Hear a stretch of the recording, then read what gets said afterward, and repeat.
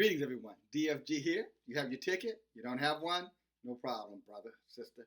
Hit the subscription button below and come on in. And if you don't have time to hit the button or you don't want to subscribe, thank you for listening in anyway, because you're always welcome to this particular channel. At no cost to you, by the way. You don't have a Patreon. You're my Patreon, okay? How about that? That being said, guys, I want to talk to you guys about, something that's going on today. And something that you probably have thought about on many occasions, but I suspect that you haven't really did a deep dive analysis in terms of, what is going on in terms of the social fabric of America. And in this particular segment, I want to talk about, the religion, the worldwide religion. And more importantly than the worldwide religion, I want to talk in terms of, when you think about the number of Americans who attend church every week, the number, believe it or not, is right at, just so I get it accurately, 132 million Americans. 132 million with an M. Now, you would think that if 132 million Americans are attending church on a weekly basis, then from a moral standpoint, just for morals purposes, that we would live in a country that would be totally different, and it would look totally different than the one that we're currently living in. Now, that being said, I want to talk now more particularly to the Hebrew Israelites, the so-called copper color, Aboriginal people, African Americans, Negroes, you know what I'm saying? The Israelites, the Hebrew Israelites. I want to talk to you. Anyone else, if you want to listen into, feel free. But to this group, to our group, I have been provoked, for lack of a better word, poked, for lack of a better word, by the Most High, to continue to lift up my voice, to cry out and to spare not, and to speak. You know what I'm saying? Because he is telling and warning me that if I don't warn you, as many of you are doing to your families and your loved ones, and this has nothing to do with a so-called priesthood or pastorhood. I am not a preacher. I am not a pastor. I'm simply a messenger. Similar to, to so-called John the Baptist, a voice crying out in the wilderness, okay? Imperfectly perfect is the way I describe myself. But as a man, as a man who loves the Most High, I have a responsibility to you to speak and share as I'm inspired to do so through being provoked by him. And so that's what I'm going to do. So give me a few minutes and hear me out. So to you, the elect of the Most High. And some people say, why are you calling them the elect? Because Yahuwah called you, Yeshua called you the elect. And if you think about it, people say, Yahweh is no respecter of a person. Well, why would he use terms like elect? You don't believe me. Okay, all right, I'm fine. Matthew chapter 24. Let's go to verse 22. Here's what he says. And in those days, if those days have not been cut short, talking about the last days of man here on this earth, no one would survive. But for the sake of the elect, those days will be shortened. All right, that's Matthew 24 and 22. And then he goes on to verse 23, and this is what he says in verse 23. For false messiahs and false prophets will appear and perform great signs and wonders to deceive, if possible, even the elect. Again, the elect. Now, who is the elect? Israel is the elect. In America, the tribe of Judah primarily, but there are a lot of other tribes here as well. We are the elect. He's warning us, saying that these false messiahs and false prophets will show up all over the place, bringing forth a message that he did not send them to bring. They're bringing about a government message. The fourth arm of the established, and I call it the media or religion. All right? The fourth arm of the government. And you might say, well, wait a minute, what are you talking about? How you conclude that? What are you talking about? Okay, you ever heard of the 501c status, tax-exempt status? Well, the 501c tax-exempt status was instituted by the Roosevelt administration. That's FDR, back in the 1930s, right?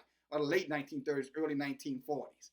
And this program was put in place to more or less give tax-free status to all churches, okay? As long as they conformed to the mandate that the government set forth in terms of what they could teach and could not teach to you, their congregants, those who are attending their churches, those who are paying into attending those churches, I might add.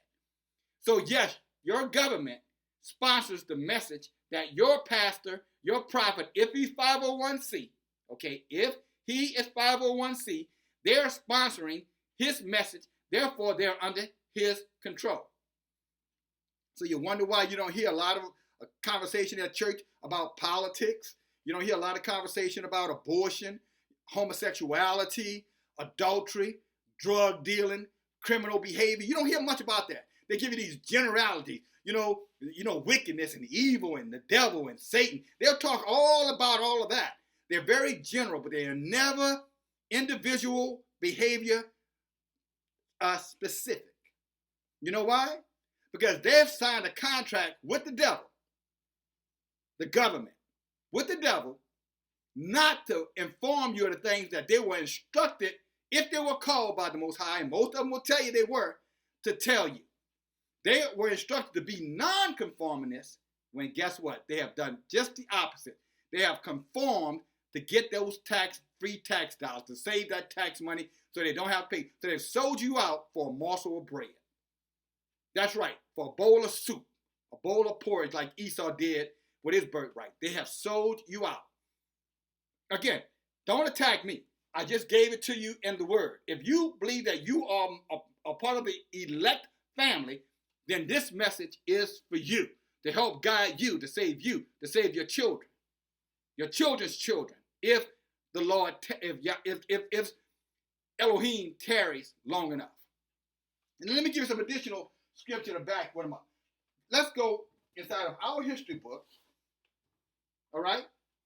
They called the Bible to the book of Ezekiel. Let me read a couple of verses to you. Chapter 34 is where I'm reading. Follow along. Save this message. Look at it when you have time. It says, and the word of Yahuwah came unto me, saying, son of Adam, which means man, prophesy against the shepherds of Israel, prophesy and said to them, thus says Adonai Yahu unto the shepherds, woe be to the shepherds of Israel that do feed themselves. In other words, taking resources from you. Should not the shepherds feed the flock? Shouldn't they be given to you versus taken from you? You eat the fat, and you clothe you with the wool. You kill them that are fed, but you feed not the flock. You kill them that are fed, but you feed not the flock.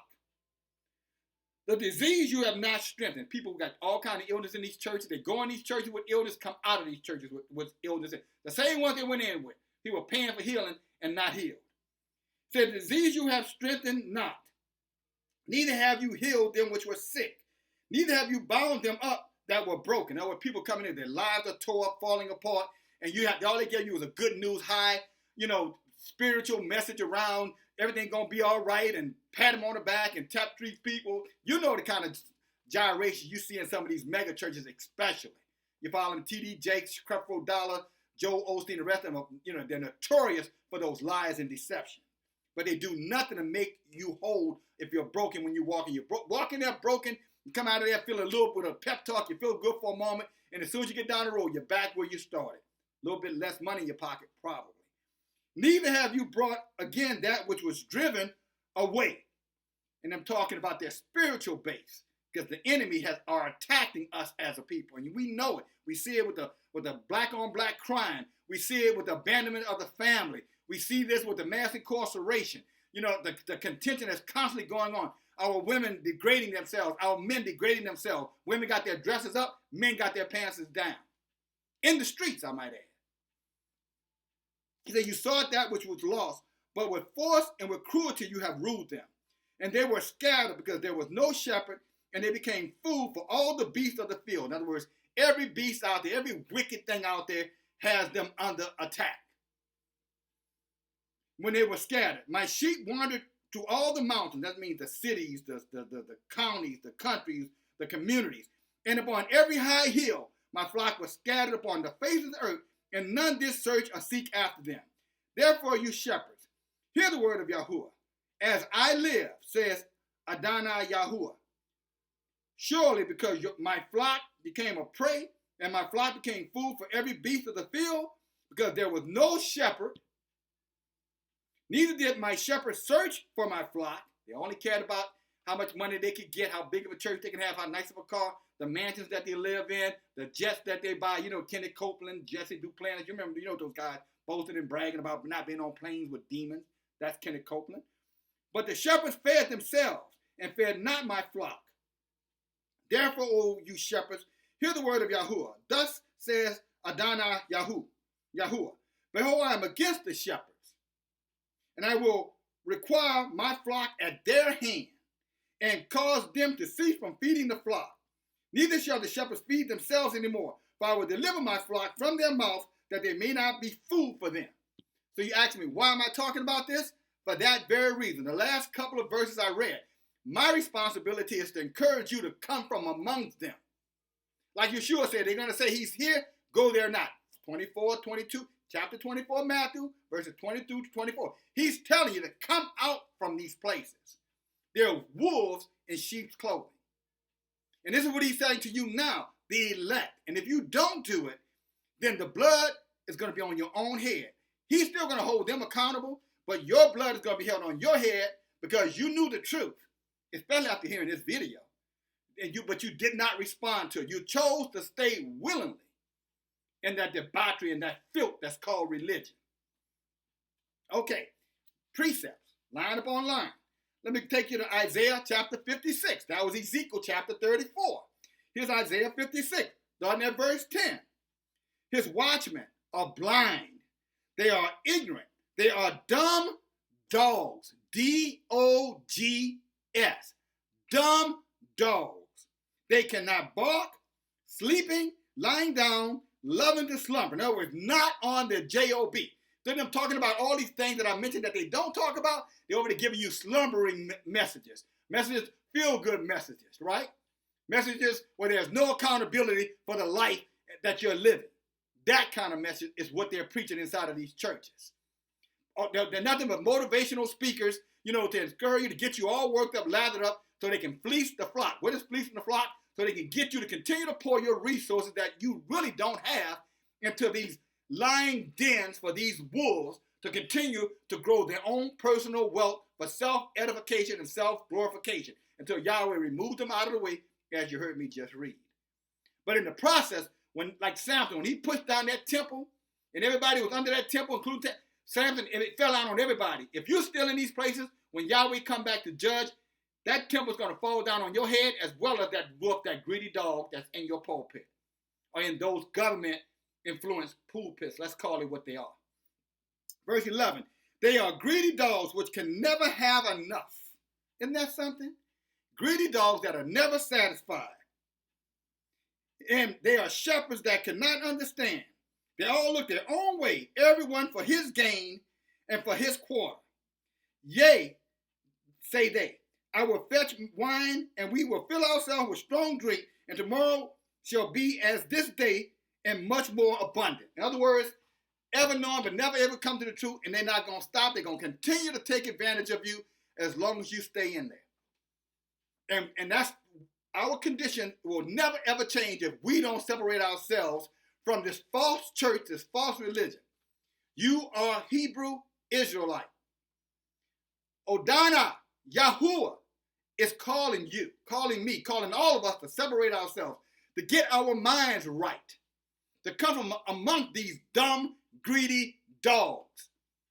This vicious beast religion that is put in place to keep you under subjection. And it's titled 501c as their way to manipulate and manage your pastor, who's supposed to be only managed by Yahuwah. How ironic. Now that's some facts that I've given you. Take some time, reflect on it, chew on it, get into your history book, learn more about it. And I got more for you the next time, because I'm not going to relinquish. We're not letting up on them, all right? We're going to ride this thing that was saying, we're going to grind this to powder. We're going to free our people because we're commanded by Yahweh to do it, okay? I love you guys. Again, it ain't personal, but it is about our souls, me included. Love you guys. Talk to you later. Bye now.